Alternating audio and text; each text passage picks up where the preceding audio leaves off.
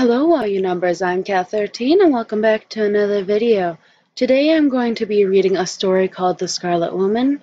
It is a story I wrote, so I hope all of you guys enjoy as you watch a picture drawn from part of the story.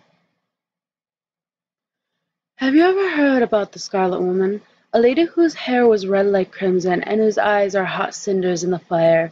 A lady who appears out of the corner of your eye in the mirror, only to disappear when you look at your reflection.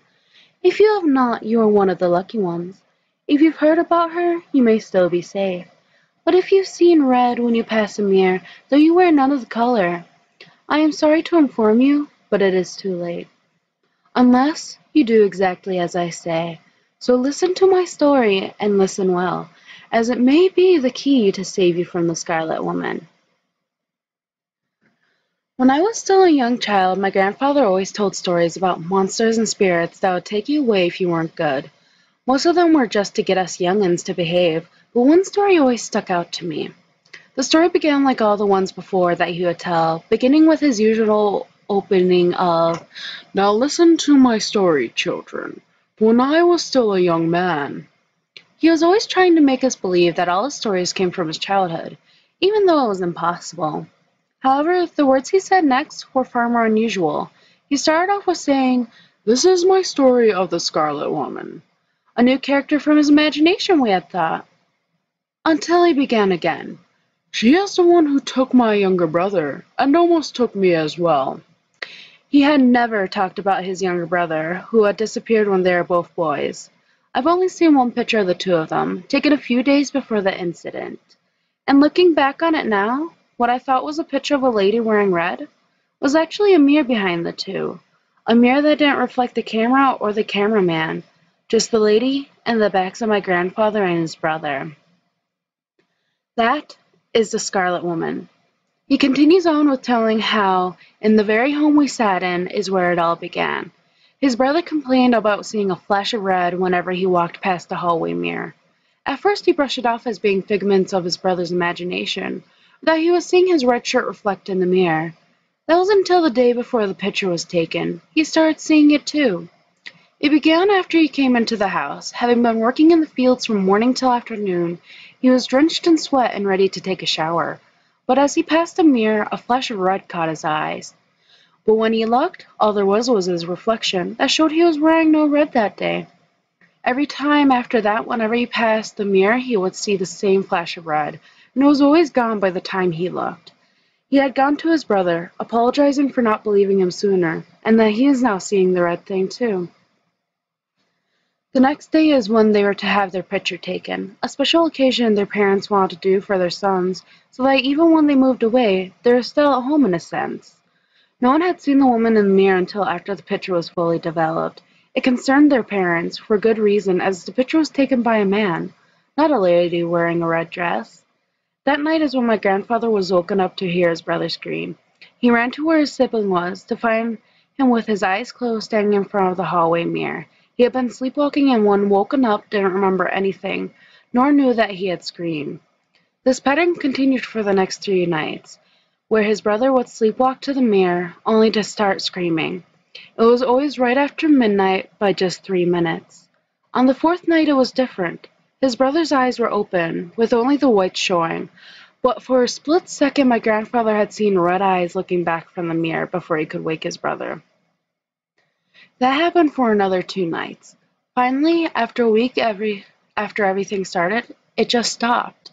He had woken up not by any screams, but from the rooster's call, telling him that it was dawn. Relief washed over him. His brother must have slept better that night. Going to check on his sibling, what he found in the room was nothing. The bed was untouched, as if his brother had never gone to bed that night. His clothes still sitting at the foot of the bed, his shoes sitting in the corner. By then, both me and my younger sister were terrified from the story, and we begged him to stop for the night and finish the story the next day, which thankfully he agreed to. That night, my dreams were filled with flashes of red and of a young boy screaming, but instead of just being the normal scream, he was repeatedly screaming, "Save me! Save me! Save me!" I woke up in a cold sweat with my shoulder being shook by my sister, who looked ready to cry. She had apparently had a similar dream to mine and wanted to stay in my room for safety. After that, we both slept till we were woken up by our alarm clock. As 5 p.m. rolled around and the sun was getting too hot for our skin, we ran inside, ready and prepared to listen to the rest of Grandfather's story.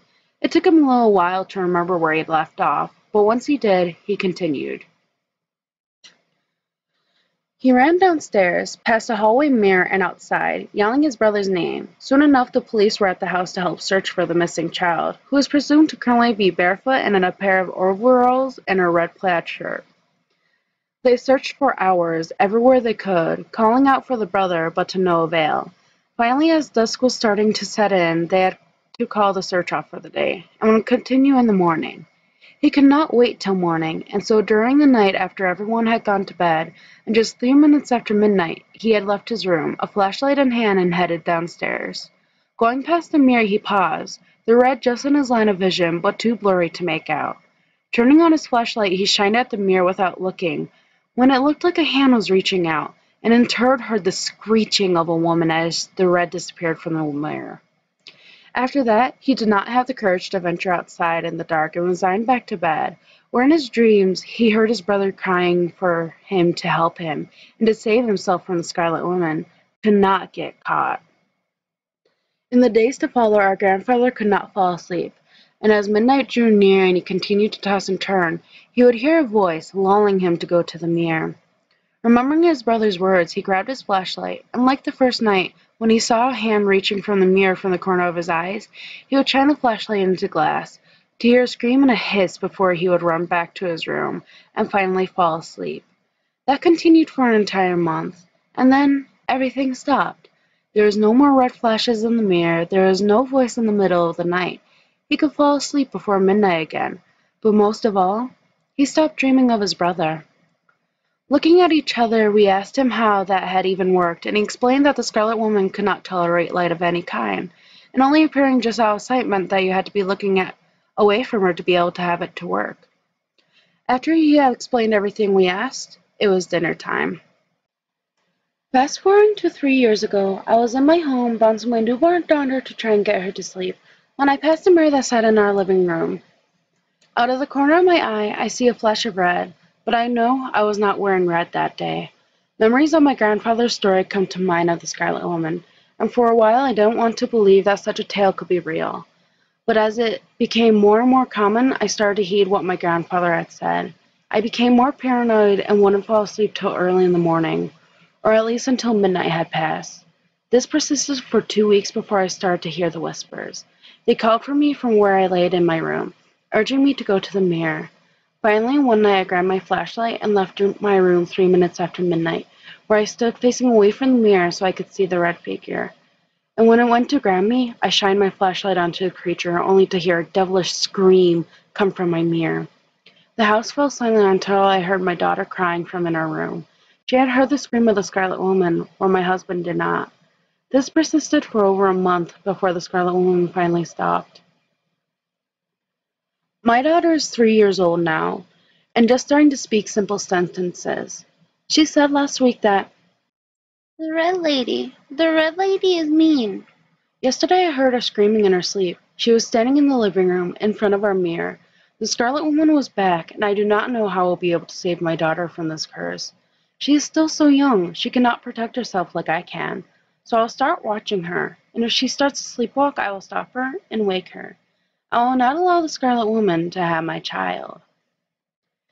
If you see the Scarlet Woman in your mirror, this is what you must do to protect yourself. Do not fall asleep until just 3 minutes after midnight. Have a flashlight in reach at all times during the night. Do not listen to the whispers. After a week from when the whispers start, go to the mirror that the Scarlet Woman resides in. You must do this at exactly 12:03 a.m. Once there, stand with your side to the mirror. Do not look at the mirror at any point of time.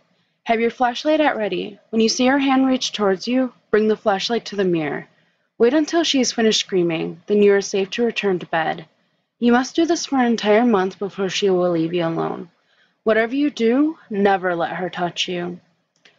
I hope if you are to encounter the Scarlet Woman, this will keep you safe. And once more, never try to look at her. She doesn't want you to see her. She is not really a woman after all, but a monster. Thank you so much for listening to my story, guys. I had a lot of fun writing it, and I hope you guys enjoyed listening to it and watching the drawing of the red lady with the brothers in the picture. But with that said, bye bye!